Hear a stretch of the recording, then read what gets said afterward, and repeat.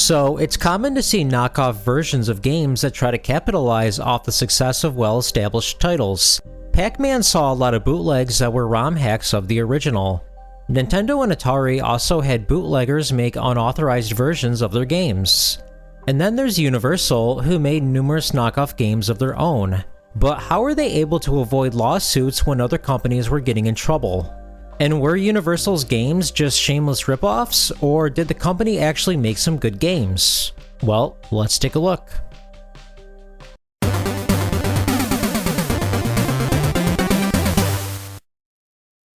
What's going on? It's Podrez coming at you with another video. So we're going to be talking about the Universal games today. I actually wanted to give a shout out to Christopher Stop Watching This Show in my Discord server. Yes, that's his name. If your name is Chris, you can keep watching this show. I don't even think his name is Chris. I think he's just telling all Christophers to stop watching this show. It's kind of rude. Alright, all jokes aside, he is a big Universal fan. He always talks about all the games by them, like Ladybug. Speaking of the Discord server, if you want to be part of it, just go to discord.podrez.net. I'll put a link in the description as well. So if you've seen some of my work and you like what I do, hit that subscribe button right there. It only takes a second, but it helps our community grow. Anyway, let's talk about Universal Entertainment, not studios.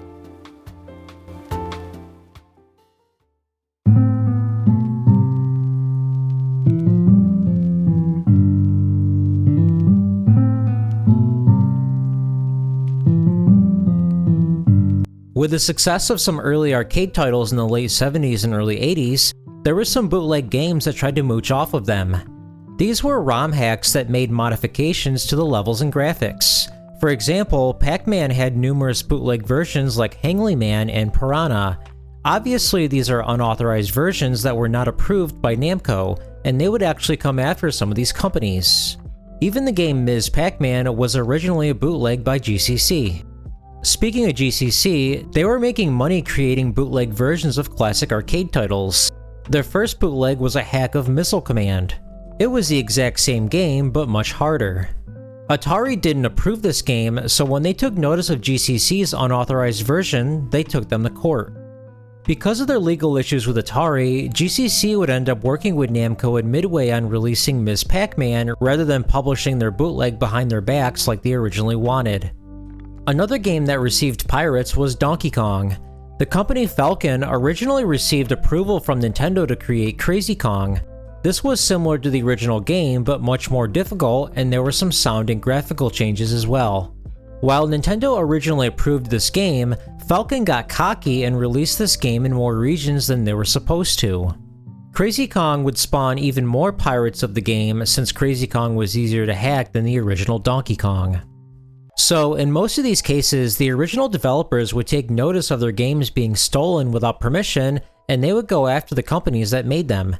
Knockoff games were an attractive option because they put a spin on the originals. If you owned a bar or an arcade, having a bootleg version of a classic game might be cool for the challenge. If people love Pac-Man so much, they certainly would love a harder version with a different level and different mechanics.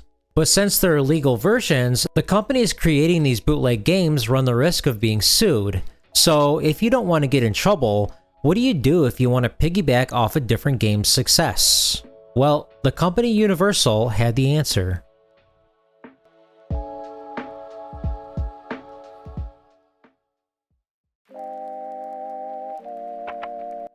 In the mid to late 70s, Universal wanted to get involved with the gaming industry, and they took notice of some of the popular arcade titles at the time. In 1977, they released their first arcade game, Scratch. Not much is known about this game. I was not able to find any screenshots or video footage of the game, and as far as I know, a ROM of this game has never been dumped. However, we can see from this flyer that it's a knockoff of Atari's Breakout. Doing this was a very smart move because Scratch would become one of the highest earning games. So right away, Universal saw some great success by mimicking classic titles, so they didn't stop there. The following year, they noticed the popularity of Space Invaders, so they released Cosmic Monsters. Thankfully, a ROM of this game was dumped, so we're able to see this in action.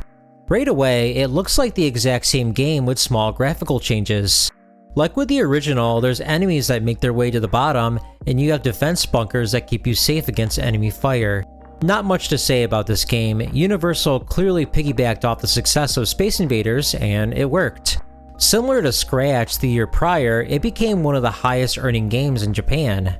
In fact, we can see that both games were on the top 10 list of the highest earnings in 1978. The company is getting their foot in the door, and they're having a lot of success making knockoff versions of well-established games. It's worth mentioning that while they have been successful with their copycat versions, none of them actually stand out on their own. They're knockoff versions with no extra innovations. There's no reason to play Cosmic Monsters over Space Invaders. Sometimes Universal's own versions are worse.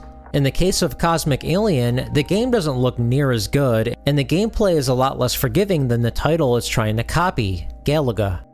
The game No Man's Land is a tank shooter where you have to kill all the enemies on screen to progress. While it's not bad, it's super basic and actually kind of boring. But this is still the first few years that Universal has started making games. You gotta start somewhere, and usually your first few attempts are not going to be great. And like I mentioned before, they did see some success. But by 1980, Universal would really step up their game. In a shocking twist, Universal released Space Panic. Here, you climb ladders and you're supposed to trap the enemies by digging holes in the ground. When you defeat all the enemies, you move on to the next stage. The controls take some getting used to because you can only dig holes directly in front of you in whatever direction you're facing, so it can be difficult to dig holes in the opposite direction. Space Panic is an unusual title by Universal because it's not based off one particular game. It's a completely original title with some innovations that other companies would use in their titles. The concept of digging holes would be used in Lode Runner. Here, the controls are much better. Now there's two different buttons for digging holes on the left or right, which is much better. But still, think about it, a different company improved upon a concept that Universal established. Space Panic actually predates Donkey Kong, so the concept of climbing ladders was a first. As a company that's known for making knockoff games, it's insane that Space Panic exists. Not only was it original, but it was influential. It would become the 14th highest earning game in Japan in 1981. Universal would go on to make two really well-received titles that were inspired by well-established games. They recognized that Pac-Man was very successful, and they released Ladybug the following year. But this wasn't just an exact clone with some small graphical changes. This had some really nice innovations. Your character is able to alter the levels, which allows you to trap enemies and escape danger. The game arguably has more replayability because of the mechanics. In Pac-Man, you would play the same stage over and over again. Now, there's only one stage in Ladybug as well, but the fact that you can rotate platforms keeps the game fresh. It's almost like you have more than one level in that case. Universal didn't just take Pac-Man and copy it, they took the idea and made it their own. This is very different from what they did in their previous years. Their most successful game would be Mr. Do. Here you play as a circus clown who has to collect all the cherries in order to win. He's able to dig tunnels, and he has this bouncy ball that he throws at the enemies. There's apples on the screen that you can trap enemies with. Your bouncy ball is very awkward because you can only throw diagonally, and you're only able to throw one at a time. If you miss your target, your ball will continuously bounce around the screen, and you can't throw again until it disappears. I actually like this game a lot more than the title that it's based off of, Dig Dug. In that game, the stages all look very similar with very few changes between them. And if you're not aiming for points, I always found it to be a very easy game because your air pump is overpowered. But in Mr. Do, each stage looks completely different and your weapon is nerfed. So it's a much harder game, but I like it this way. They could have just taken Dig Dug, changed the graphics around slightly and called it a day, but instead they made it better. I'm honestly really impressed. So let's talk about home consoles because Space Panic, Ladybug, and Mr. Do would receive some home console versions. If you had a ColecoVision, you were in luck because these three games came out on that. Ladybug also saw an Intellivision version, which is a faithful adaptation of the arcade version. Mr. Do, being Universal's most successful game, was released on numerous consoles, even the 2600. So why am I mentioning all this? Well, there's clearly demand for these games. Companies are not going to port over arcade titles for no reason.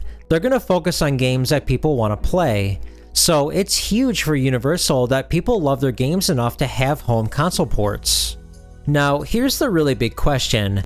With all these knockoff games that were based on well-established titles, why did no one ever take legal action against Universal? Especially because they made knockoff games from Atari and Namco, both of which have previously taken companies to court for this very reason. Well, those cases are different. As we talked about before, GCC modified Atari's game and sold copies of it without their permission. The Pac-Man bootlegs all took the existing game and modified it. Neither GCC nor the bootleggers created the games from scratch. They just made ROM hacks of an existing game and distributed them without permission. So what about Universal then? Well, they didn't create ROM hacks. They built all their games from the ground up and didn't reuse any code from any of the games that they were inspired by. It's not illegal to make a game that's similar to another one, and with their later titles, Universal changed enough things to make them stand out from their originals. Universal had come a long way. First, they went from making games that were just copycats to a game that was inspired by another title but took the concept further to a game that's better than the original. And they were even capable of making original titles. So yeah, a company that made a lot of inspired games became an inspiration.